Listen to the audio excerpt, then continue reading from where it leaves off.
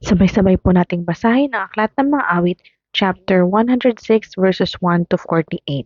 Purihin si Yahweh, pasalamatan siya sa kanyang kabutihan, ang pag-ibig na tunay laging tapat kailanman. Sinong mangangahaso pang magpahayag na siya'y dakila? Sino ang pupuri at magpapahayag ng kanyang ginawa? At dapat magalak ang sino mang tao na makatarungan na gawang matuwid ang adhika sa buo niyang buhay. Tulungan mo ako kapag ang bayan mo iyong nagunita. Sa pagliligtas mo ang aba mong lingkod isama mo sana, upang makita ko ang pagunlad nila na iyong hinirang, kasama ng iyong bansang nagagalak, ako'y magdiriwang. Nagkasala kami tulad ng ginawa ng aming magulang. Ang aming ginawa'y tunay na di tama, pawang kasamaan.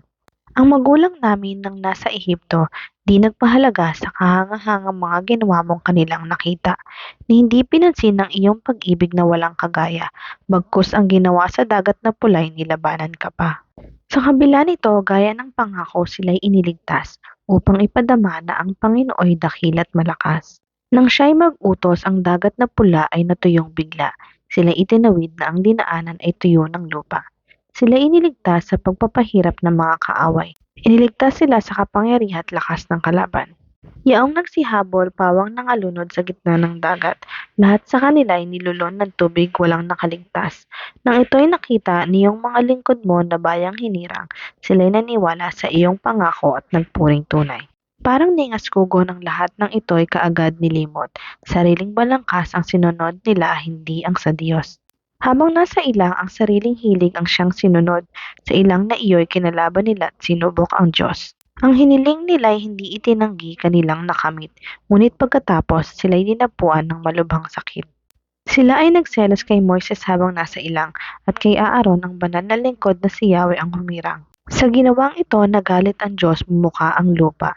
Si Datan, Abiram, pati Sambahayay natabunang bigla. Sa kalagitnaan nila'y itong Diyos lumikha ng sunog, at ang masasamang kasamahan nila ay kanyang tinupok.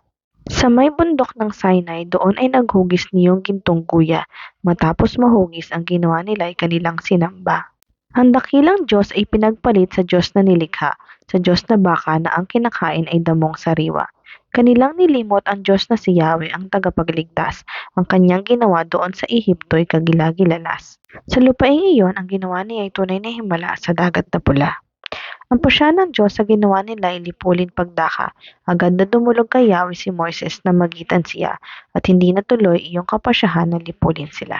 Ang lupang pangarap na ipinangako'y kusang tinanggihan, dahilan sa sila'y hindi naniwala sa pangakong tipan.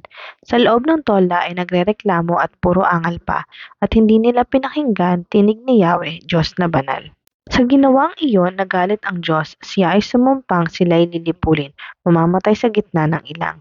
Sila ikakalat, dadalhin sa bansa niyong mga hintil. Sa lugar na iyon, mamamatay sila sa pagkaalipin.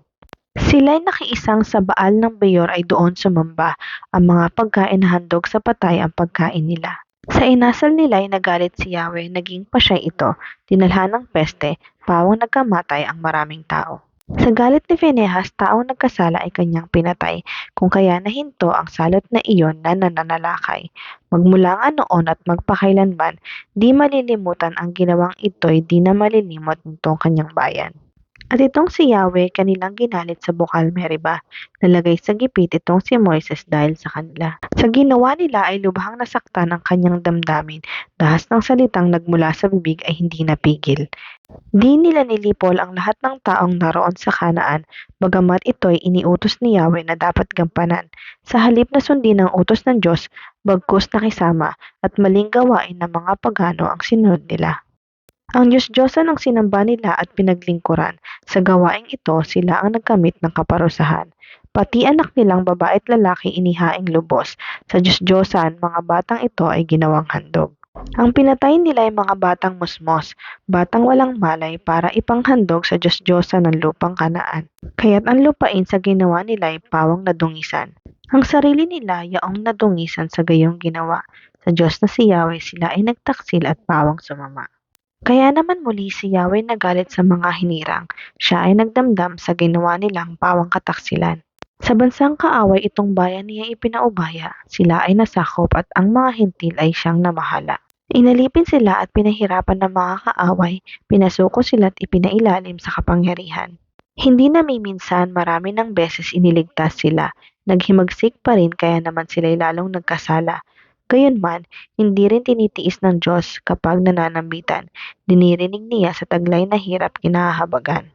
Tinirinig sila at inaalala kanyang kasunduan, nahahabag siya dahilan sa wagas niyang pagmamahal. Maging ang sumakop sa mga hinirang ay nangahabag din, sapagkat si Yahweh ang siyang nag-utos na iyon ang gawin.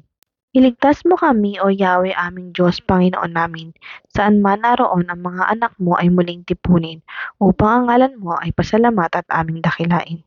Purihin si Yahweh ang Diyos ng Israel, purihin siya ngayon at magpakailanman. Ang lahat ng tao ay magsabing Amen. Purihin si Yahweh.